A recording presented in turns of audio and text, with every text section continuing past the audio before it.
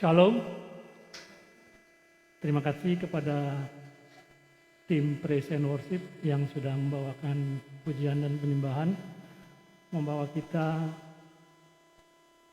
siap untuk mendengarkan firman Tuhan. Ini kesempatan yang dipercayakan kepada saya untuk kesekian kalinya. Saya sungguh berterima kasih untuk kesempatan ini. Saudara-saudara, akhir bulan ini saya genap 11 tahun di Kuwait.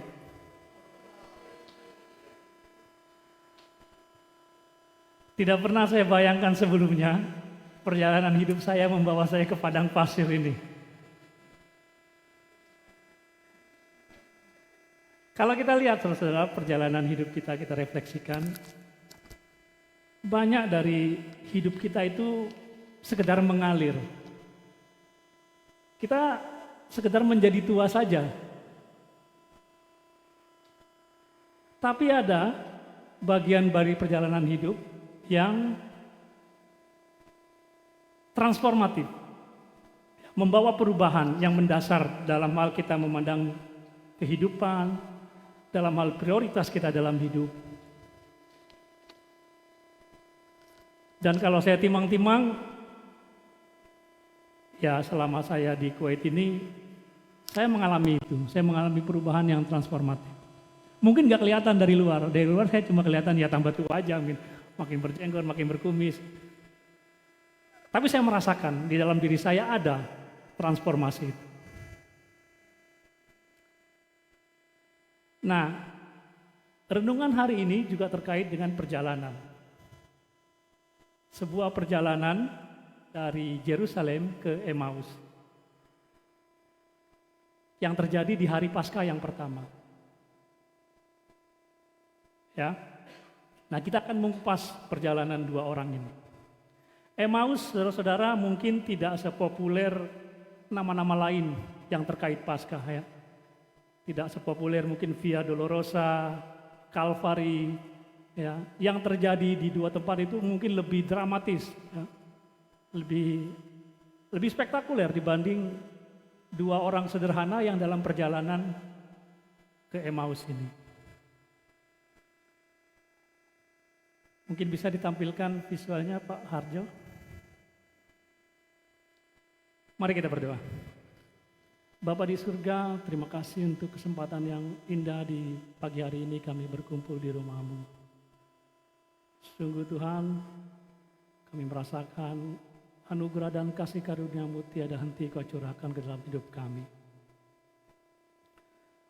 Bapak, kami berterima kasih untuk firman-Mu dan kesempatan yang sangat baik pagi ini untuk merenungkannya. Bukalah hati dan pikiran kami agar kami mengerti firman-Mu seperti yang Engkau kehendaki. Pimpin langkah kami sepanjang perjalanan hidup kami Bapa, agar kami selalu berada di dalam jalan. Dalam nama-Mu Yesus kami berdoa, amin. Jadi firman kita ambil dari Lukas 24 ayat 13 sampai 30. Mungkin terlalu keras ya.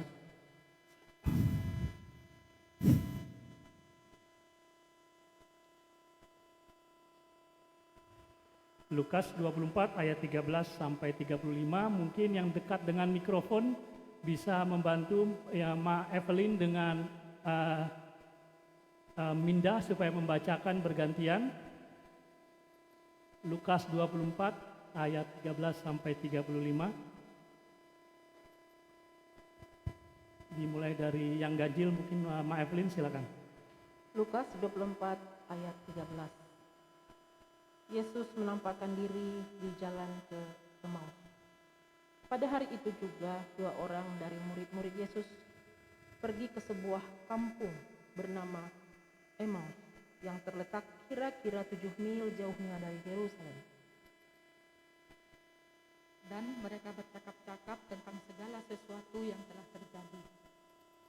Ketika mereka sedang bercakap-cakap dan bertukar pikiran, datanglah Yesus sendiri mendekati mereka, lalu berjalan bersama-sama dengan mereka. tetapi ada sesuatu yang menghalangi mata mereka sehingga mereka tidak dapat mengenal Dia. Yesus berkata kepada mereka, "Apakah yang kamu percakapkan sementara kamu berjalan?" Maka berhentilah mereka dengan muka muram. Seorang dari mereka namanya Kleopas menjawabnya, "Adakah engkau satu-satunya orang asing di Yerusalem yang tidak tahu apa yang terjadi di sini pada hari-hari belakangan ini?" Katanya kepada mereka, "Apakah itu?" Jawab mereka, "Apa yang terjadi dengan Yesus, orang Nazaret? Dia adalah seorang nabi yang berkuasa dalam pekerjaan dan perkataan di hadapan Allah dan di depan seluruh bangsa kami. Tetapi imam-imam kepala dan pemimpin-pemimpin kami telah menyerahkan Dia untuk dihukum mati dan mereka telah menyalibkannya. Padahal kami dahulu mengharapkan bahwa Dialah yang datang untuk membebaskan bangsa Israel. Tetapi sementara itu telah lewat 3 hari sejak semuanya itu terjadi. Tetapi beberapa perempuan dari kalangan kami telah mengejutkan kami. Pagi-pagi buta, mereka telah pergi ke kubur dan tidak menemukan mayatnya. Lalu mereka datang dengan berita bahwa telah kelihatan kepada mereka malaikat-malaikat yang mengatakan bahwa Ia hidup. Dan beberapa teman kami telah pergi ke kubur itu dan mendapatkan bahwa memang benar yang dikatakan perempuan-perempuan itu, tetapi dia tidak mereka lihat. Lalu Ia berkata kepada mereka, "Hai kamu orang bodoh, betapa lambannya hatimu, sehingga kamu tidak percaya segala sesuatu yang telah dikatakan para nabi.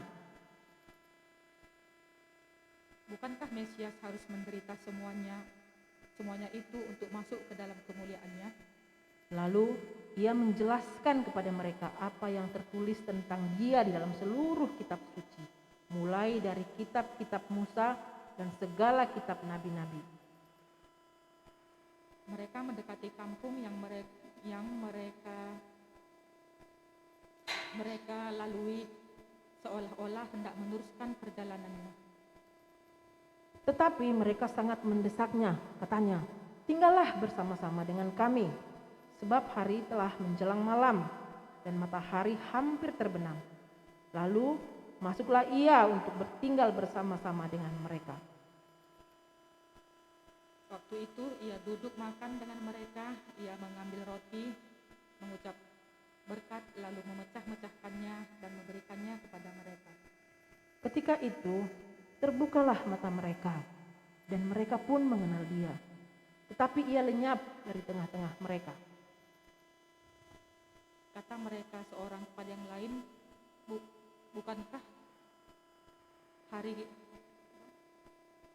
Bukankah hati kita berkobar-kobar ketika Ia berbicara dengan kita dari tengah jalan dan ketika Ia menyerahkan kitab suci kepada kita? Lalu bangunlah mereka dan terus kembali ke Yerusalem. Di situ mereka mendapati ke-11 murid itu.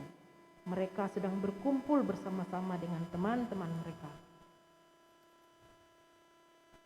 Kata mereka itu, "Sesungguhnya Tuhan telah bangkit dan telah menampakkan diri kepada Simon." Lalu kedua orang itu pun menceritakan apa yang terjadi di tengah jalan dan bagaimana mereka mengenal Dia pada waktu Ia memecah-mecahkan roti. Amin. Amin. Terima kasih. Saudara-saudara, Injil Lukas ditulis oleh Lukas yang juga menulis kisah para rasul. Lukas ini kemungkinan besar bukan orang Yahudi, ya, dia dibesarkan di dalam tradisi Yunani. Lukas adalah seorang praktisi kesehatan, seperti banyak teman-teman kita di sini, ya. Dan dia adalah kawan dekat Paulus, selalu menyertai Paulus ke berbagai perjalanan misi Paulus, sampai akhirnya Paulus terakhir kali dipenjara di Roma. Lukas dipercaya mati sebagai martir, ya, dia digantung di pohon zaitun. Nah, kitab Lukas ini menceritakan dengan lengkap kehidupan Yesus mulai dari lahir sampai dia naik ke surga. Dan membagi pekerjaan misi Yesus menjadi 3 bagian, yaitu pekerjaan misi Yesus di Galilea, di Yudea, dan seminggu terakhir Yesus di Yerusalem, di mana termasuklah paragraf ini. Pasal 24 ayat 13 sampai 35. Yesus menampakkan diri di jalan di Emmaus. Alkitab mencatat 10 penampakan Yesus setelah dia bangkit. Yang pertama ketika Yesus menampakkan diri kepada Maria Magdalena, dan terakhir Yesus menampakkan diri kepada Paulus di dalam perjalanan dia di Damaskus. Nah, hari ini kita akan melihat salah satu penampakan Yesus yang juga sangat menarik, ya. Ini hanya bisa kita temukan di dalam Injil Paulus tentang 2 orang murid Yesus dalam perjalanan mereka dari Yerusalem ke Emmaus. Mereka ini adalah bagian dari murid-murid Yesus, bukan bagian dari tinggal 11 waktu itu ya, karena Yudas sudah ini. Bukan bagian dari 11 murid Yesus, tapi bagian dari murid Yesus yang pada saat itu ya, murid pengikut Yesus itu kacau balau ya, galau, risau, enggak karu-karuan. Seperti anak ayam kehilangan induk setelah Yesus mati itu. Jadi inilah yang dialami mereka. Nah, di dalam ayat yang ke-13 sampai ke-14 dikatakan di situ pada hari itu juga. Jadi memang pada hari Paskah yang pertama itu.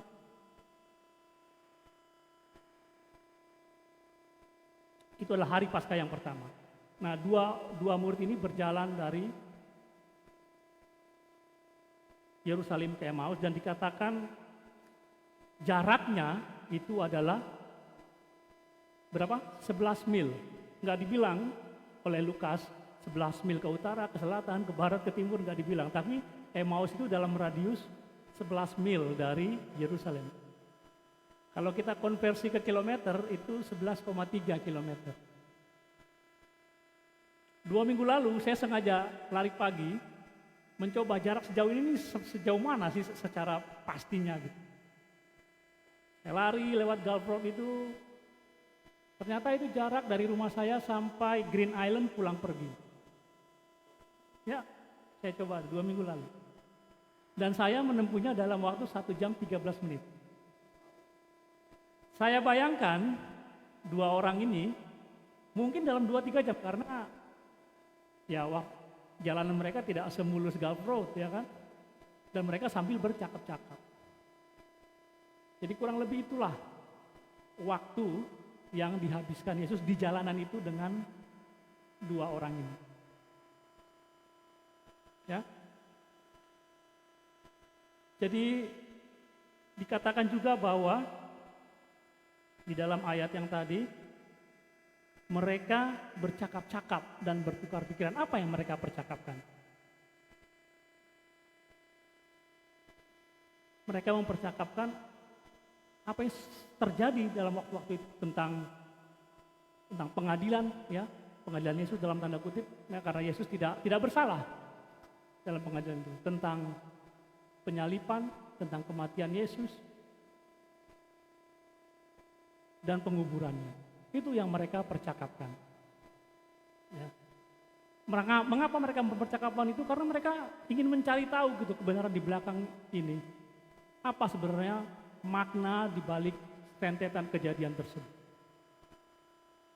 Jadi mereka bercakap-cakap tentang itu. Nah, bagi pengikut Yesus hari ini, bagi kita semua, ya, Paskah adalah sesuatu yang kita sambut dengan sukacita, dengan gembira, karena inilah konfirmasi atas penebusan dosa kita, atas keselamatan kita lewat pengorbanan Yesus. Tapi pada Paskah yang pertama itu totally different, saudara. Mereka tidak merasakan apa yang kita rasakan ketika kita merayakan Paskah. Mereka bingung, confused. Apa maksud semua yang terjadi saat ini? Ya, juga dua orang ini. Nah, kemudian di dalam ayat yang ke-15 dan ke-16, ya, di sini kita melihat bahwa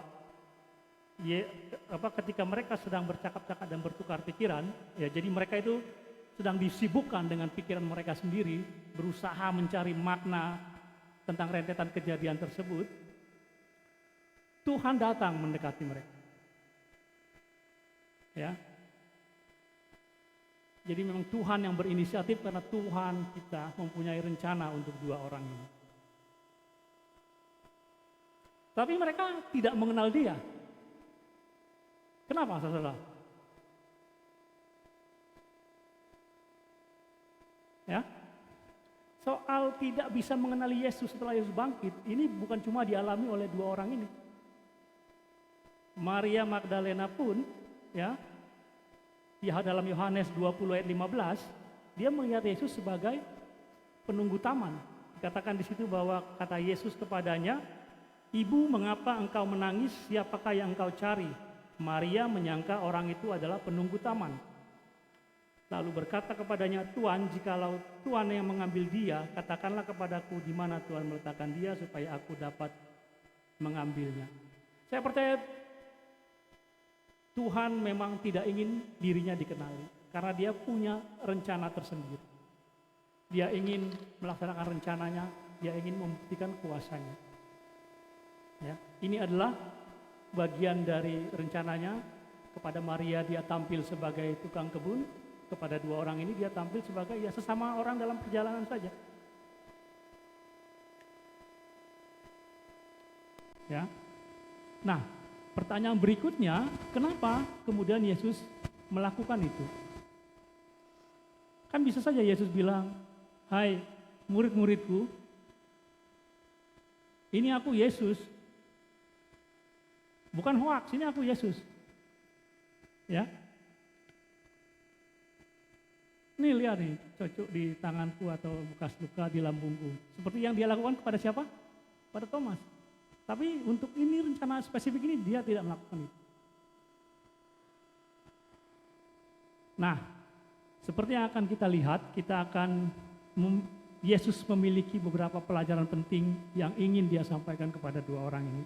Dan juga bagi kita hari ini.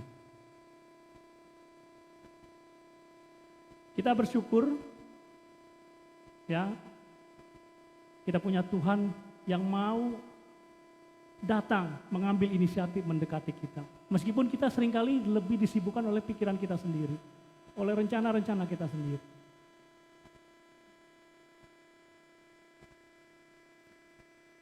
Nah, di dalam Lukas ke-24 yang ayat yang 17 sampai 24,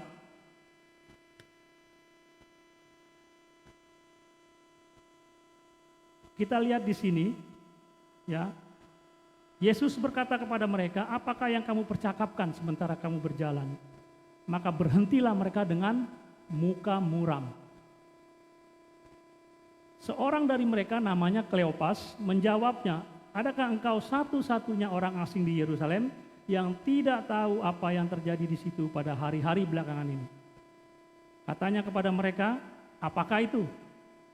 Jawab mereka, "Apa yang terjadi dengan Yesus orang Nazaret? Dia adalah seorang nabi yang berkuasa dalam pekerjaan dan perkataan di hadapan Allah dan di depan seluruh bangsa ini.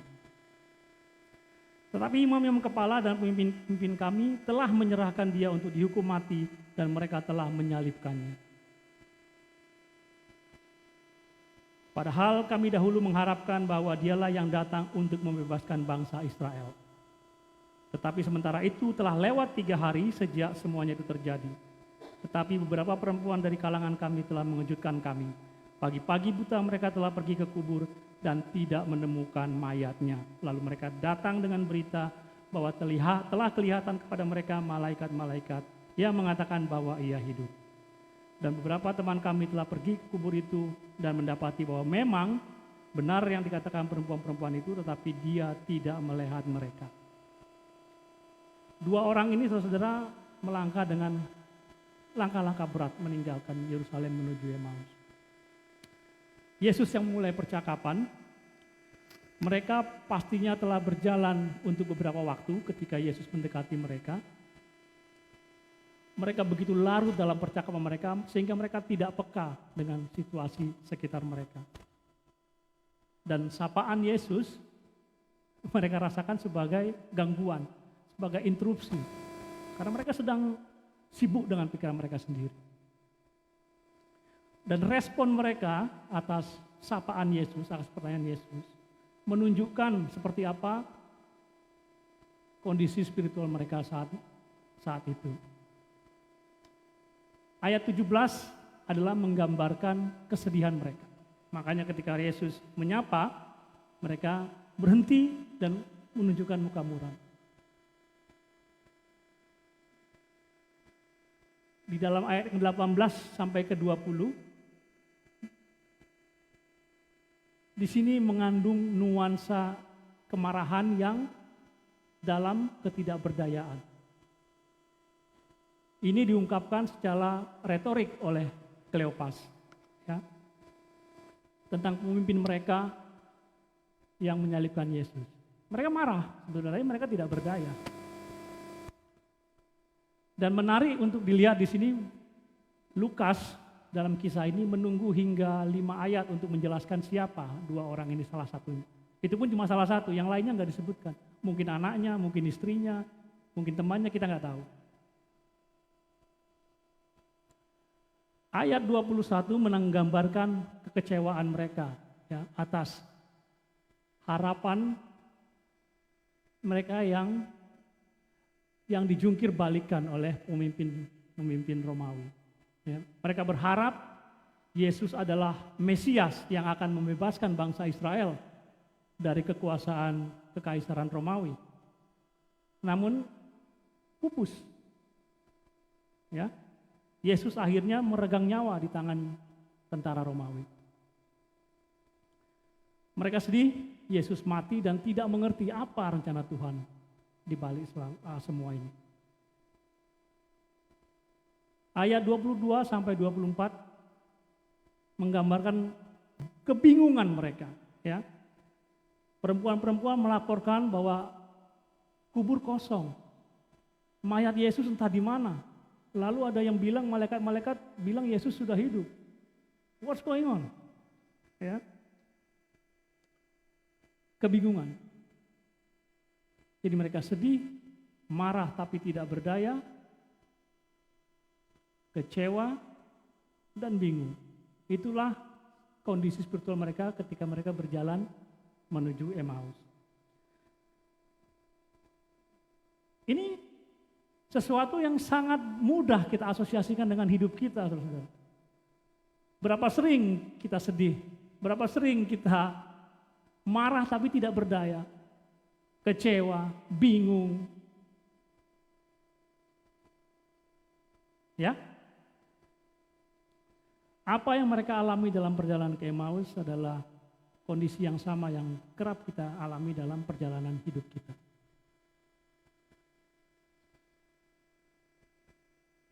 Kemudian di dalam ayat yang ke-25 sampai 26, sini menarik. Yesus menyebut mereka, "Hei kamu orang bodoh." Tuhan kita tidak segan-segan menegur kita.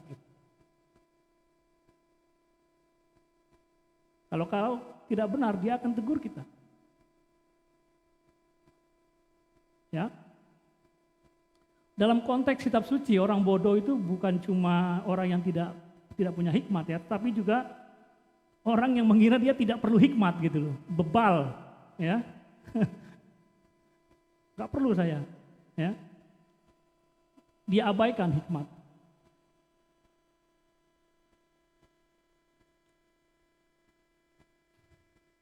Nah, dalam perjanjian lama, ya, banyak sekali nubuatan tentang kematian Mesias. Makanya mereka ini disebut lamban oleh Yesus. Ya. Dari Kejadian hingga Malaki, kalau banyak nubuatan tentang kematian Mesias. Jadi ada ekspektasi dari Yesus untuk dua orang murid-muridnya ini untuk memahami itu. Makanya Yesus, kamu orang bodoh, kamu lamban, ya. Sehingga kamu tidak percaya segala sesuatu yang telah katakan para nabi. Bukankah Mesias harus menderita untuk masuk dalam kemuliaannya? Jadi itulah ekspektasi Yesus. Bukan cuma dalam muridnya dua hari, itu juga ekspektasi Yesus terhadap kita.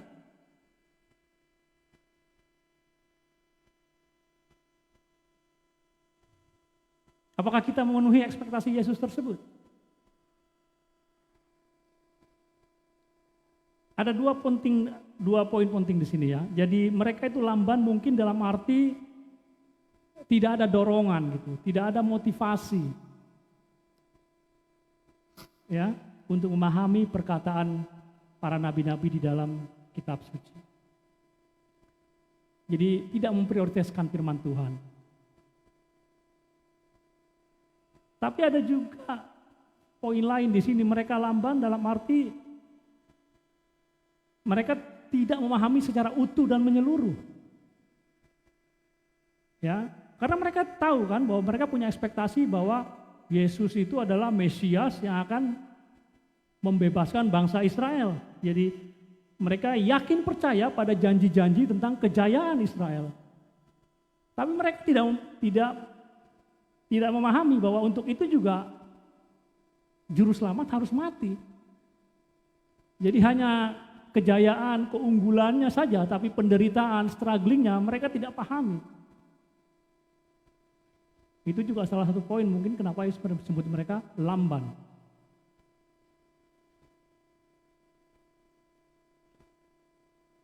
Kelambanan dalam mengerti firman Tuhan ini dapat terjadi pada siapapun. Ya. Ada satu terminologi yang namanya Kristen kafetaria, ya. Jadi ini adalah orang Kristen yang kemudian mengambil dan memilih bagian-bagian tertentu dari Alkitab, ya, yang sesuai, cocok dengan agenda pribadi dia, ya, cocok dengan keinginan dia sendiri. Di zaman kita ini saudara, di mana kita melihat ada kecenderungan bahwa kekristenan itu dipromosikan sebagai barang konsumsi. Ya. Jadi orang cenderung kemudian datang ke kegiatan keagamaan atau kegiatan gereja yang seperti orang memilih mall atau memilih restoran. Ya. Mereka memilihnya berdasarkan apa yang ditawarkan, ya. Apa kegiatannya, fasilitasnya bagaimana, apakah nyaman ibadahnya, ya, apakah mudah diakses, ya,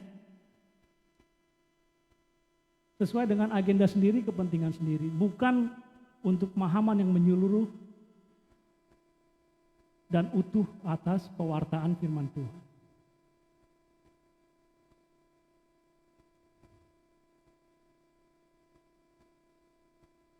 Nah, Kleopas dan satu orang temannya itu dalam perjalanan tersebut gagal menangkap firman Tuhan secara utuh dan ditegur oleh Yesus.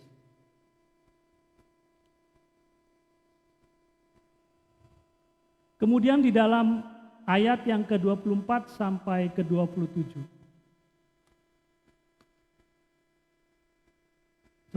Dalam Lukas 24 ayat yang ke-27. Lalu ia menjelaskan kepada mereka apa yang tertulis tentang dia. Yesus sendiri saudara menjelaskan kepada dua orang ini apa yang tertulis tentang dia, tentang Yesus di dalam seluruh kitab suci. Pada saat itu kitab suci adalah Perjanjian Lama. Mulai dari kitab-kitab Musa dan segala kitab nabi-nabi. Ya. Apa yang diajarkan Yesus kepada dua orang ini? Yesus mengajarkan mereka apa yang tertulis di dalam Perjanjian Lama tentang dirinya sendiri.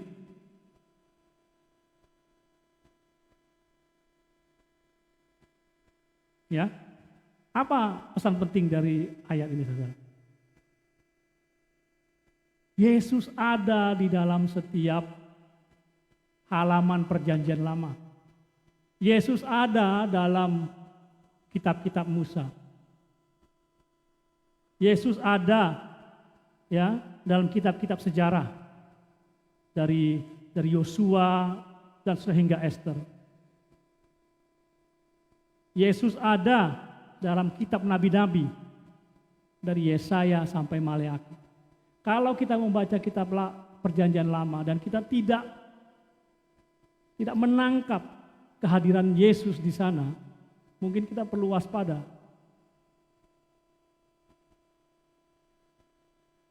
Di sini dikatakan Yesus mengajarkan mereka dari seluruh kitab nabi-nabi tentang apa yang terjadi dengan dirinya.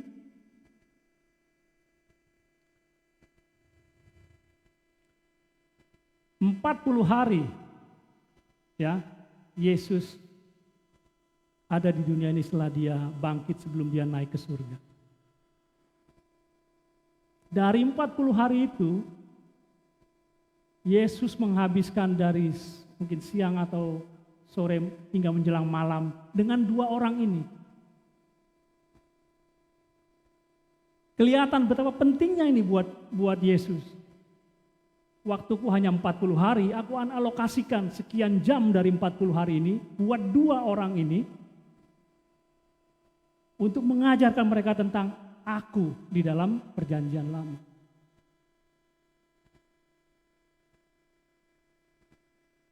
Ini menunjukkan betapa Tuhan ya memprioritaskan agar murid-muridnya mengenal Dia ya melalui kitab suci.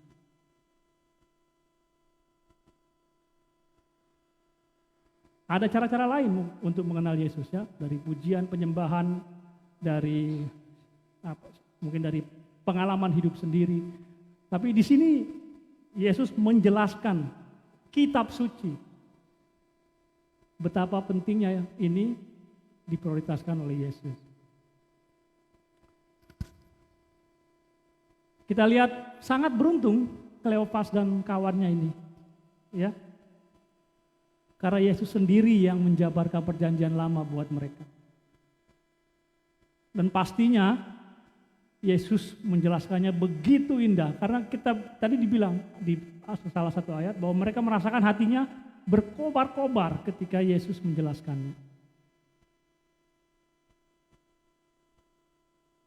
Kalau perjalanan Yerusalem ke Emmaus ini adalah sebuah cell group, bayangkan ini cell group yang spesial. Ya, sumbernya perjanjian lama, topiknya tentang Yesus, petugasnya Yesus sendiri. Ya, luar biasa.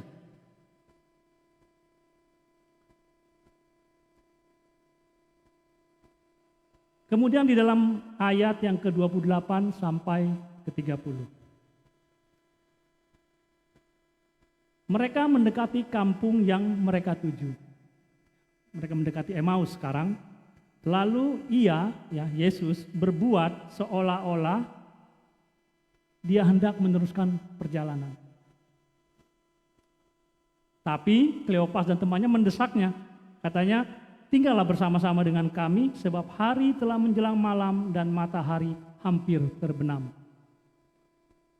Lalu masuklah ia untuk tinggal bersama-sama dengan mereka. Waktu ia duduk makan dengan mereka, ia mengambil roti, mengucap berkat, lalu memecah-mecahkannya dan memberikannya kepada mereka. Apa yang kita lihat di sini, saudara? Di sini kita melihat bagaimana kita perlu menanggapi firman Allah dengan respon yang positif. Ya. Yesus seolah-olah hendak meninggalkan mereka, katanya. Ya. Kalau Kleopas dan temannya tidak mendesak Yesus untuk tinggal dengan mereka,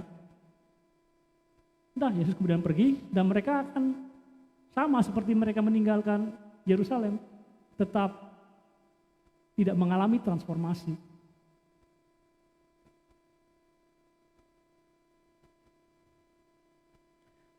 Alkitab menggunakan kata sangat mendesak. Ya, jadi saya bayangkan mereka ini mungkin menggunakan tenaga mereka ya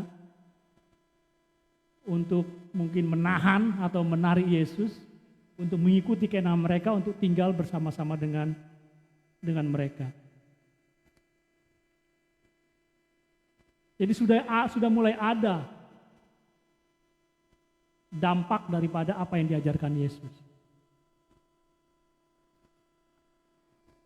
Apa yang diajarkan Yesus sudah mulai menimbulkan suatu keinginan untuk bertindak, ya.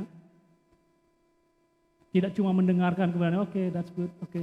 Tapi ada sesuatu yang kemudian menggerakkan mereka untuk I want more, ya kan? Kemudian Yesus jangan pergi dulu. Dengan sangat mendesak, bukan cuma bilang ikutlah dengan kami, tapi sangat mendesak kata-kata yang dipakai di dalam Alkitab. Ada keinginan yang kuat supaya Yesus tinggal dengan mereka. Setelah Yesus menjabarkan tentang dirinya di dalam perjanjian lama. Jadi peristiwa ini menunjukkan bahwa pengajaran dan pemahaman firman yang benar mampu membangkitkan kerinduan untuk bersekutu lebih intim dengan Tuhan.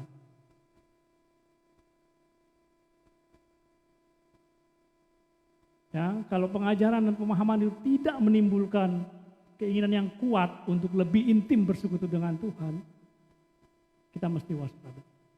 Benar nggak pengajaran tersebut? Benar nggak pemahaman kita? Kita mesti bisa merasakan apa yang dirasakan oleh Kleopas sehingga dia mendesak dengan kuat supaya Yesus tidak meninggalkan mereka. Jadi kemudian juga kita melihat bahwa Yesus kemudian ikut keinginan dengan mereka, masuk ke rumah mereka dan memecah-mecahkan roti. Ya, sampai saat itu saudara-saudara, Yesus itu belum dikenali oleh Kleopas, ya kan? Belum dikenali. Saudara bayangkan nggak kalau saudara mengundang ketemu teman dalam perjalanan, ya? Saya nggak kenal lah ketemu siapa gitu kan. Kemudian dia cerita yang menarik bagi saya ajak ke rumah saya, dia yang kayak tuan rumah. Ya kan, dia yang memecahkan roti, dia yang membagi-bagikannya. Kan masih tamu, belum dikenali oleh Kleopas pada saat itu. Itulah yang terjadi dengan setiap orang yang mengundang Tuhan ke dalam hidupnya. Tuhan akan menjadi tuan rumah dalam hidup kita.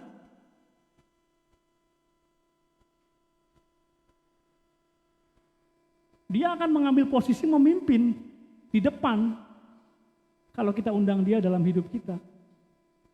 Nah, kita tinggal mengikuti.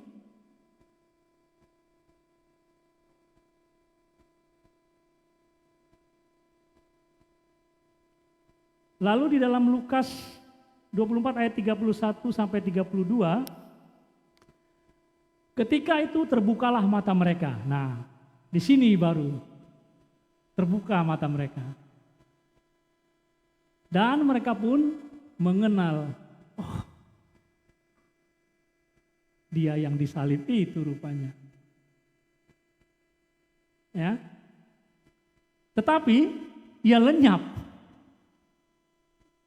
dari tengah-tengah mereka dan kata mereka kepada yang lain, ya, kata Kleopas kepada temannya, bukankah hati kita berkobar-kobar ketika ia berbicara dengan kita di tengah jalan dan ketika ia menerangkan kitab suci kepada kita? Kenal, oh iya, makanya kenapa tadi waktu di jalan saya merasakan berkobar-kobar di dalam diri saya. Yesus yang jalan bersama saya. Again, sekarang kenapa mereka tiba-tiba mengenali Yesus?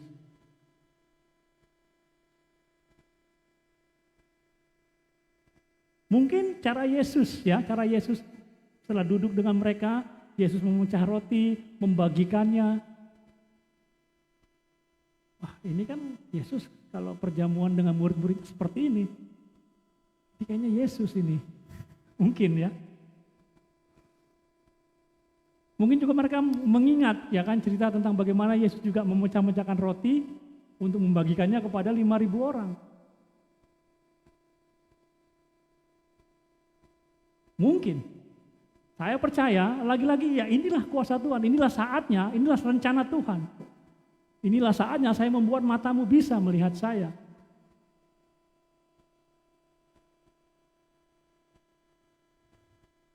Ya. Dengan membuka mata dua orang ini, Yesus ingin mereka tahu bahwa dia hidup. Dan fakta bahwa setelah itu dia lenyap, dia juga ingin mengajarkan bahwa ke depannya ya, mereka tidak akan merasakan kehadiran fisiknya lagi. Ya. Nah, meskipun Yesus lenyap setelah mereka mengenali Yesus, dia sudah meninggalkan kesan yang sangat mendalam, sudah mentransformasikan kondisi spiritual dua orang ini. Enggak akan pernah lagi mereka bisa lupakan kejadian tersebut. Walaupun Yesus sudah lenyap.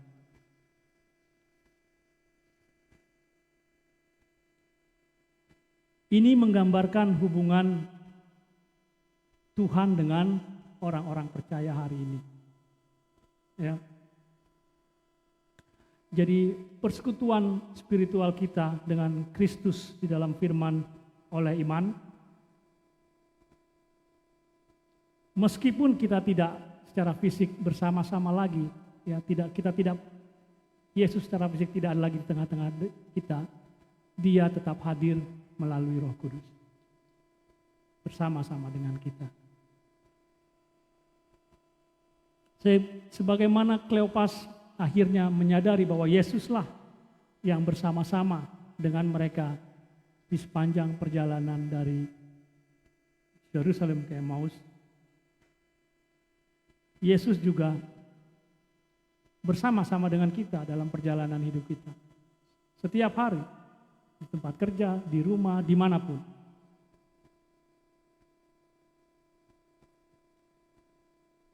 Nah, bagian yang terakhir dari kisah perjalanan ke Emmaus ini, dari ayat yang 33 sampai 35.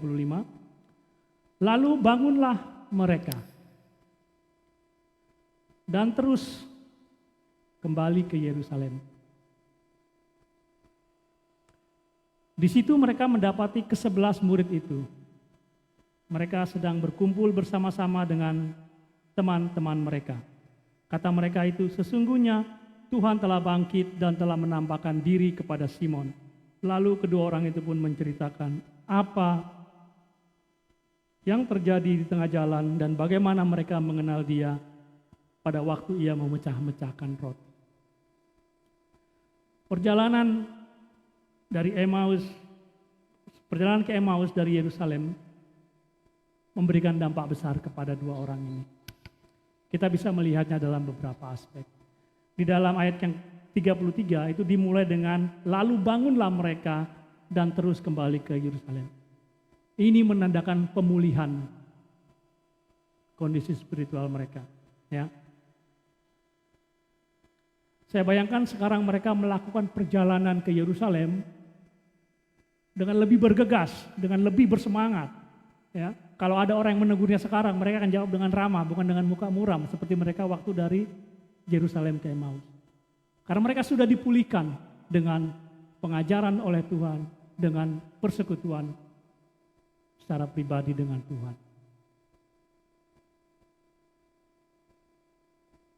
Ya, apa yang tadinya mereka sedih, tadinya mereka merasa marah tidak berdaya, merasa kecewa, merasa bingung, hilang semua itu setelah perjumpaan dan persekutuan dengan Tuhan. Mereka dengan lebih bersemangat sekarang, mau bertemu dengan ke-11 murid, ya, 11 kilometer lagi ke Yerusalem. Mungkin sudah hampir pagi-pagi buta itu waktunya ya kan. Mulai dari sore, kemudian ada perjamuan, mungkin ya udah gelap sekali, belum ada listrik loh, saudara. Udah gelap sekali, tapi ada sesuatu yang kemudian telah dipulihkan dan mereka bergegas kembali ke Yerusalem, bertemu dengan ke-11 murid. Nah, mendapati ke-11 murid berarti setelah pulih mereka ingin bersekutu dengan teman-teman seiman. Saya ingin berbagi dengan saudara-saudara seiman apa yang saya sudah alami dalam perjalanan saya, apa yang sudah saya alami di dalam rumah saya ketika saya menjamu, meminta Yesus datang. Ya. Setelah pulih secara spiritual mereka ingin bersekutu dengan orang percaya lain. Nah, persekutuan adalah salah satu yang penting ya dalam hidup kita sebagai orang percaya. Dengan persekutuan kita saling mendukung, kita saling menguatkan, ya, memberikan arahan, kita saling memotivasi. Kita tidak bisa mengikuti Yesus seperti yang Dia inginkan kalau kita menghindari persekutuan dengan teman-teman seiman. Ya. Gereja adalah tubuh Yesus. Bagian-bagian tubuh ini hanya bisa berfungsi dengan baik, ya. Kalau bagian satu dengan lain terhubung secara erat, terhubung dengan baik. Ya. Namun terkadang justru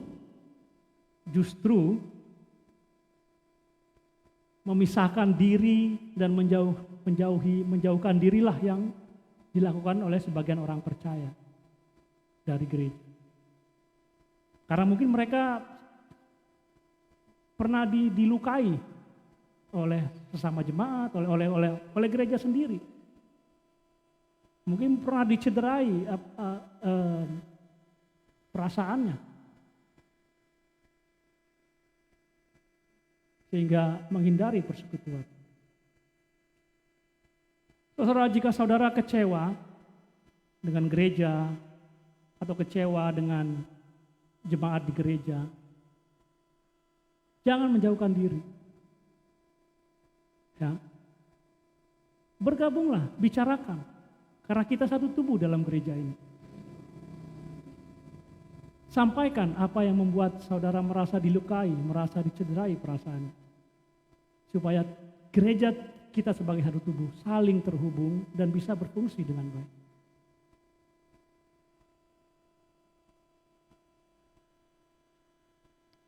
Karena misalkan kita bayangkan gereja ini satu tubuh, kalau satu kaki aja berhenti tidak mau berfungsi, ya, maka jalan gereja kita menjadi begini, saudara-saudara.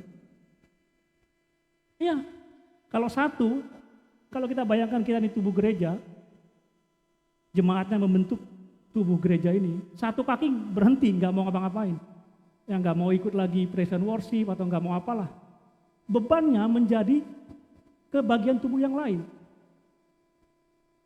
Dari tadinya kita bisa jalan gegap, kita jalan jadi gini.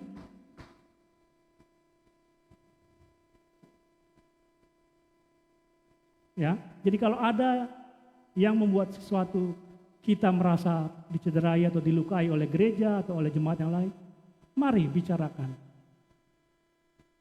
Jangan meninggalkan dan akhirnya menjadi terbeban terhadap anggota tubuh gereja yang lain.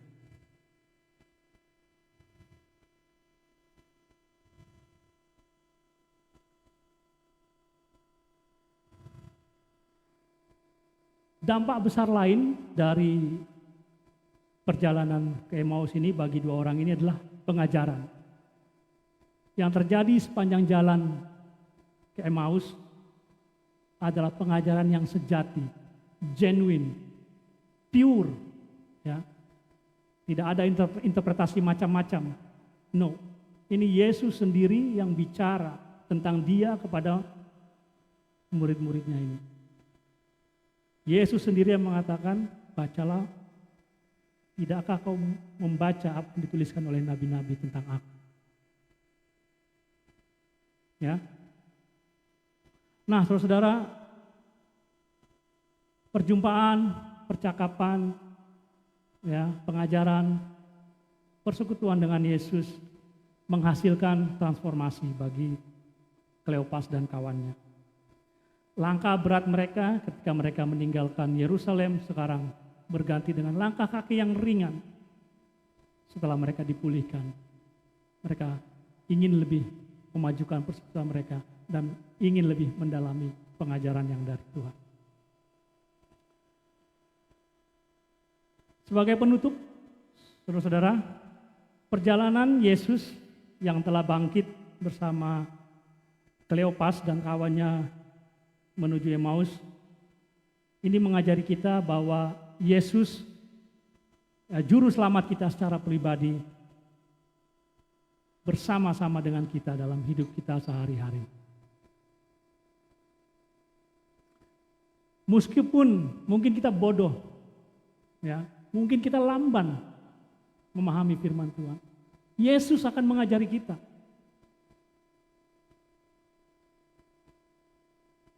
Ya, Kleopas ini ditegur oleh Yesus, kamu bodoh, kamu lamban dalam memahami firman. Tapi apa? Yesus menyediakan waktunya. Dari 40 hari dia sediakan waktu yang sangat-sangat terbatas itu untuk mengajarkan ini kepada dua orang ini. Ya.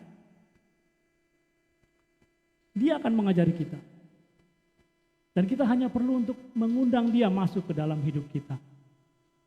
Untuk bersekutu dengan kita. Kalau perlu kita desak, kita tarik seperti Kleopas menarik Yesus. Ya. Maka dia akan membukakan hati dan pikiran kita sehingga kita memahami firman itu seperti yang dia kehendaki.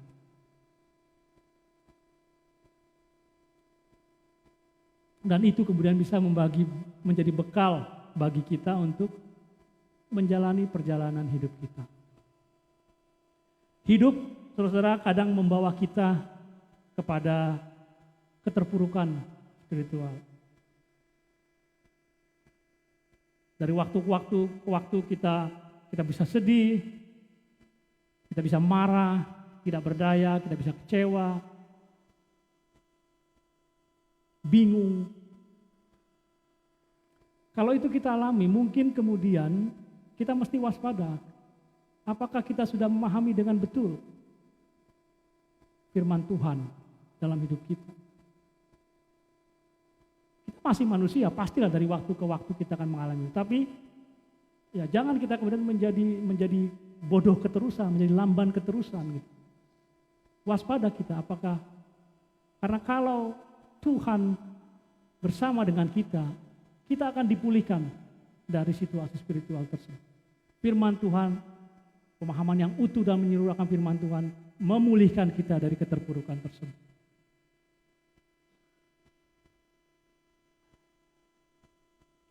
Pengajaran yang terakhir dan pemahaman yang benar dan menyeluruh akan firman Tuhan akan menggerakkan kita, pasti untuk berubah dan bertindak. Ya, karena firman Tuhan itu bersifat transformatif. Sudah terbukti berkali-kali, setiap kali. Salah satunya kita pelajari hari ini dalam perjalanan dua orang ini ke Emmaus. Jika belum ada perubahan dalam diri kita, lagi-lagi saya kira kita harus waspada. Apakah sudah betul pemahaman kita sudah menyeluruh, sudah utuh terhadap firman Tuhan. Kalau belum ada transformasi dalam hidup kita.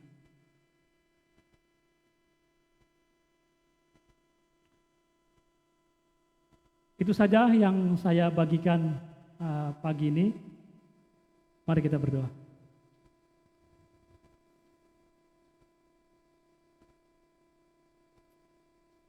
Bapa kami yang di surga, terima kasih ya Tuhan untuk firman-Mu hari ini. Buka hati dan pikiran kami, agar kami sungguh-sungguh memahami apa yang sudah